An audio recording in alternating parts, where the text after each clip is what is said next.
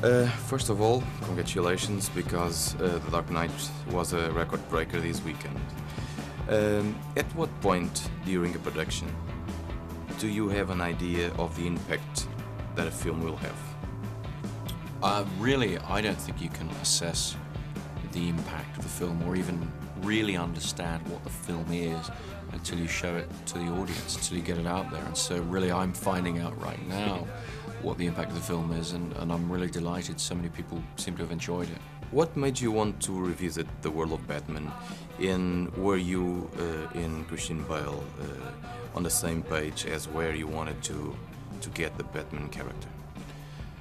We were very much on the same page because I think we both were inspired by the same notion, which was to follow on very directly from the end of Batman Begins, where Gordon, Gary Oldman's character, explains to Batman that this idea he has of escalation, the notion that Batman, having become this extraordinary presence against criminality in Gotham, is going to inspire an equally extreme response from the criminal fraternity, particularly in the form of the Joker. That was really the hook that got us all interested in carrying on the story.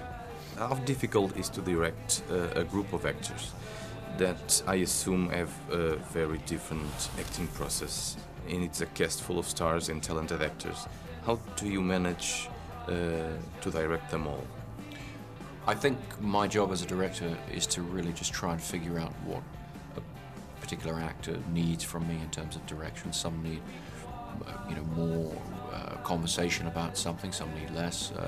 You just try and create the environment that they can work in. But one of the things I've noticed with the great actors I've worked with is, however different their own process is, when they interact with each other, they naturally adapt to each other's way of working and each other's rhythms and so forth.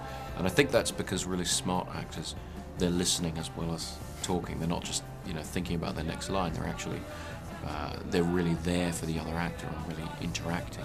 And I think that's what keeps them all working very harmoniously.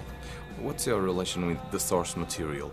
Did you go to that material and have direct inspiration from this or that book, or did you just left all that aside? Well, David Goyer and myself, who came up with the story, we take the approach, and we did on both films, of looking at the entire history of the comics.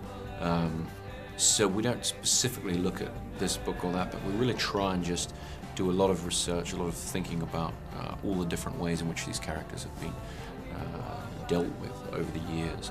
And we put the story together that way. And then my brother Jonah came on board and wrote the first draft of the screenplay and really figured out who the Joker needed to be for our world and our telling. And I think he was influenced very much by a wide range of comics, from some of the more recent, things like The Killing Joke, but looking right back to the very first appearances of the Joker in the Batman comics. If you look at those first couple of appearances, I think what he's done is actually very similar to that character. Okay, thank you very much. Thank you.